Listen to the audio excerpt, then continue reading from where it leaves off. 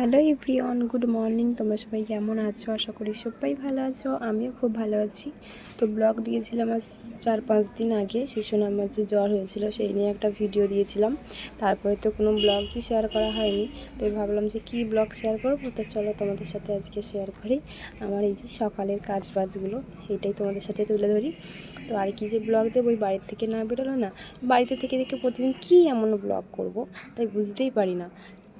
প্রতিদিন daily blog তো আমার নিজেরই দেখতে ভালো, মানে নিজে করবো, নিজেরই ভালো লাগে না, তোমাদের সাথে শেয়ার করলে তোমরা তো দেখবেই না। তো তোমাদের ভালোবাসায় কিন্তু আমার হচ্ছে ইউটিউবে 550 সাবস্ক্রাইব পূরণ হয়ে গেছে। তোমরা এইভাবে আমার পাশে থেকো সব সময়, আর তোমাদেরকে অনেক অনেক ভালোবাসা রইল। এইভাবে ভালোবাসা দিয়ে সব সময় পাশে থেকো। তো ভিডিওগুলো দেখছি কন্টিনিউ ছাড়ার পর মানে ভালোই ভিউজ আসছে, মোটামুটি ভিউজ আসছে। তো এইভাবে চালিয়ে যেতে পারলে আশা করি পরবর্তীকালে আরও ভালো এগিয়ে যেতে পারবো। মানে বাচ্চার শরীর ভালো না থাকলে না আমারও ভালো, মানে মায়েদের কারোরই ভালো লাগে না। আর ও এত ঘ্যান ঘ্যানে হয়ে গেছে, ও কোলে থেকেই নামছে না, সারাক্ষণ কোলে নিয়ে ওকে থাকতে হচ্ছে। তাই জন্য কালকে রান্না করতে না প্রায় 2-2-2:30 বেজে গেছে। মানে একটা বাচ্চা, তবু মা থাকলে মা নিত্য তাকে সবসময় নিয়ে রাখলে আমি কাজটা আমি করি, কিন্তু যেহেতু বাড়িতে কালকে কেউ ছিল না, সবাই কাজে চলে গেছিলো। আজকে সোনার পাপা জেঠু সবাই বাড়িতে আছে, শুধু বাবাই কাজে গেছে একা।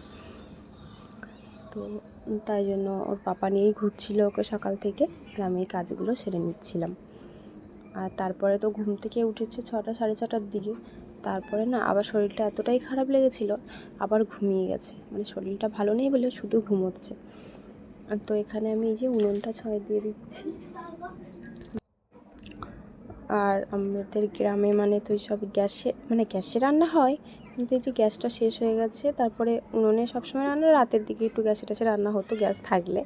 তো এখন যেহেতু গ্যাস শেষ হয়ে গেছে অনেক দিন আগে, আর এখানে আমি উনুনেই রান্না হয়।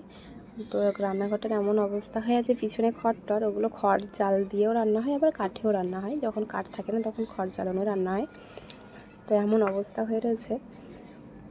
তো এখানে আমি আবার ঘরটা ঝাঁটালেই সব কাজ কমপ্লিট হয়ে যাবে। তো এখানে আমি ঘরটা ঝাঁটিয়ে নিচ্ছি। আর এখন আমার বাসি বিছনা তোলা হয়নি, কারণ সোনামা, বললামই তো সোনামা ঘুমোচ্ছে। ও উঠলে তারপরে বিছনাটা তুলব।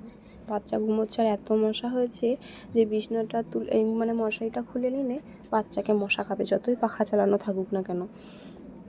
আর যেহেতু কাঁচগুলো লাগানো নেই, আর এই জন্য না মশা ঢোকে চারিদিক দিয়ে। তো যাই হোক, মশারিটা এখন খুলবো না। সকালের কাজ আমার কমপ্লিট হয়ে গেছে। এবার আমি ব্রাশটা করে নেবো। আর বাচ্চা ঘুমোলে না মনে হয় যে কী কাজটা করব আগে, কোনটা করব না, মানে তাড়াতাড়ি করে নিই, কীটা করব না, মানে ঘুমানোর পরেই সব কাজগুলো তাড়াতাড়ি করে নিলেই ভালো, কারণ উঠে পড়লে না কোনো কাজ তো হয় না। তো এখানে আমি ব্রাশটা করে নিচ্ছি। সব কাজ তো কমপ্লিট হয়েই গেল। তো অনেক দিন বাদেই তো ব্লগ দেওয়া হচ্ছে। তো তোমরা প্লিজ যারা আমার ভিডিও দেখছো, ভালো লাগলে অবশ্যই সাবস্ক্রাইব করে পাশে থেকো। আর আমার একটা ফেসবুক পেজ আছে,